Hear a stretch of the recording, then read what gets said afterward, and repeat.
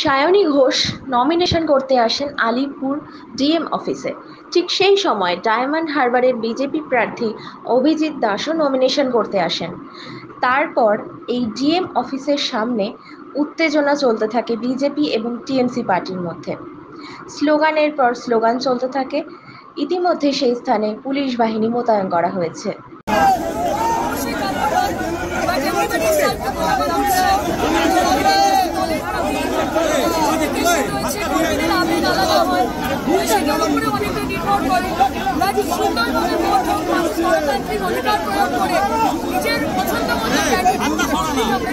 সকালবেলা বামেদের বাধা দেওয়া হচ্ছে, বলা হচ্ছে সকালবেলা বামেরা যারা ক্যান্ডিডেট করেছিলেন তারা জমা দিন কিছু মনোনয়ন একইভাবে বাধাপ্রাপ্ত হন।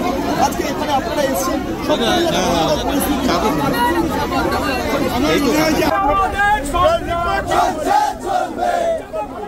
আজকে এত মানুষ এসছেন